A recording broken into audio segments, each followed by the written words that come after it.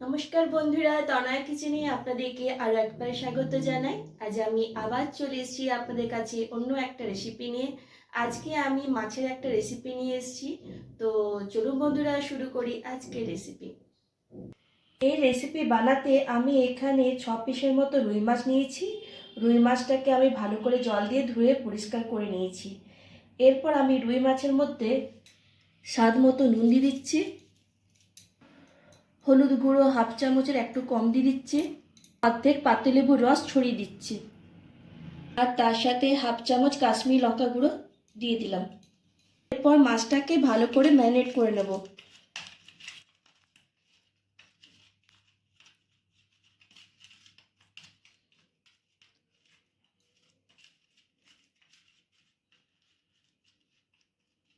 মাছটাকে ম্যারিনেট করা হয়ে গেছে। এরপর আমি 5 মিনিটের মতো রেস্টে অবস্থায় রেখে দিচ্ছি। এরপর আমি এখানে একটি বোল নিয়ে নিচ্ছি। সেই বোলে আমি মাছটা রান্না করার জন্য কিছু গুঁড়ো মশলা অ্যাড করব, সেটা আমি দিয়ে দিচ্ছি।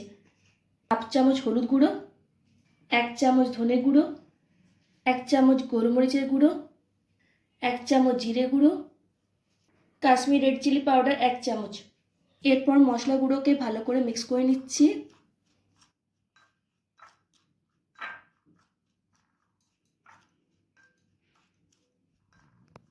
আমি এখানে একটি কড়াই নিয়ে নিয়েছি। সেই কড়াইয়ে আমি 4 থেকে 5 চামচ সরষের তেল দিয়ে দিচ্ছি।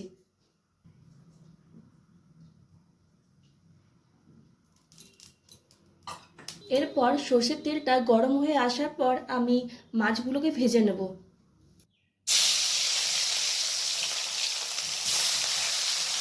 মাছের দুপাশটা আমি হালকা করে ভেজে নেব।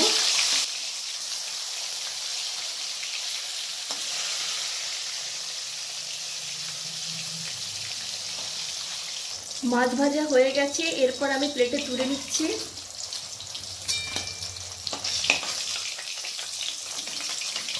এরপর আমি বাকি মাছগুলোকে ভেজে নেব।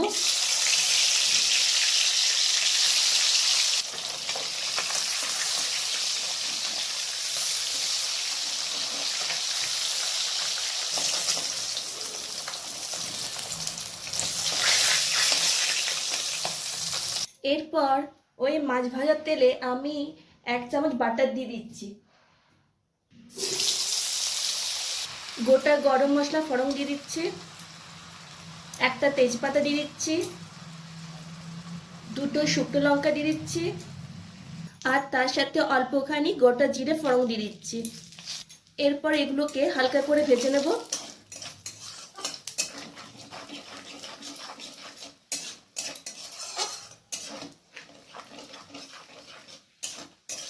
এরপর 2টো মিডিয়াম সাইজের পেঁয়াজ আমি আগে থেকে কুচি করে রেখেছিলাম, সেটা দিয়ে দিচ্ছি। পেঁয়াজটাকে আমি এখানে হালকা করে ভেজে নেব।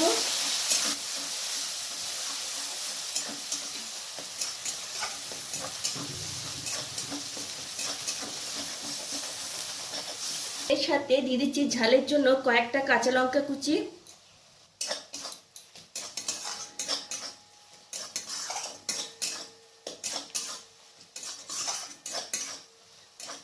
আমি এখানে দিয়ে দিচ্ছি 1 চামচের মতো আদা রসুনের পেস্ট। আদা রসুনের পেস্টটাকে আমি পেঁয়াজের সাথে ভালো করে মিক্স করে নেব। রসুনটাকে এখানে ভালো করে আমি ভেজে নেব, যাতে করে রসুনের কাঁচা গন্ধটা যেন না থাকে।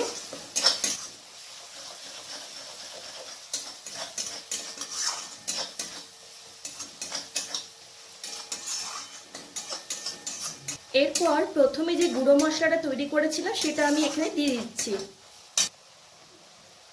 এরপর গুঁড়ো মশলাটাকে পেঁয়াজের সাথে ভালো করে ভেজে নেব।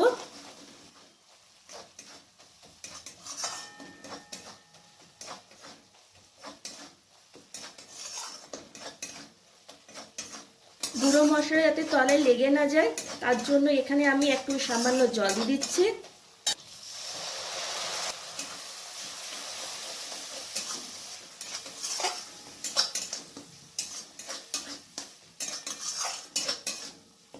এরপর আমি এখানে স্বাদ মতো নুন দিয়ে দিচ্ছি। আবার মশলাটাকে ভালো করে মিক্স করে নিচ্ছি। মশলাটি খুব সুন্দরভাবে তেল ছাড়তে শুরু করে দিয়েছে। এরপর আমি এই স্টেজে টমেটো পেস্টটা দিয়ে দিচ্ছি। টমেটো পেস্টটাকে মশলার সাথে আবার ভালো করে মিক্স করে নিচ্ছি।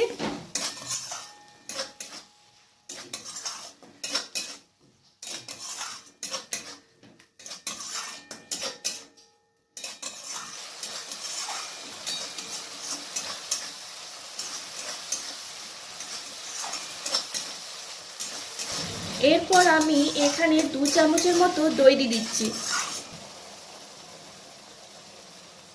দইটাকে আবার মশলার সাথে ভালো করে মিক্স করে নেব।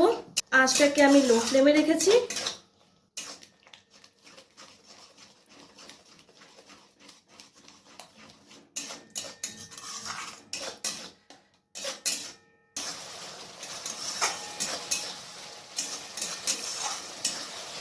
এরপর আমি এখানে সামান্য পরিমাণে গরম জল অ্যাড করছি। আপনারা কীরকম গ্রেভি রাখতে চান সেই হিসেবে জলটা দেবেন। আবার একটু নাড়াচাড়া করে নিচ্ছি।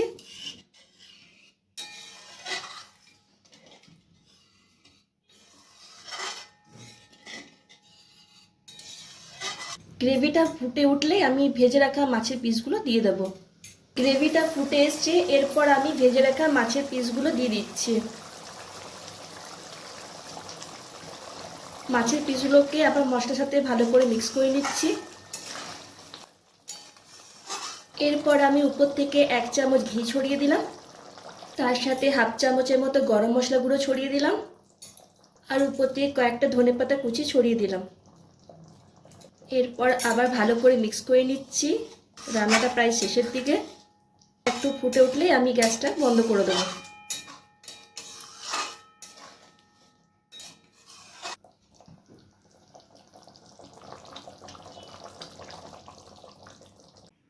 এরপর প্লেটে সার্ভ করে দেখানোর পালা।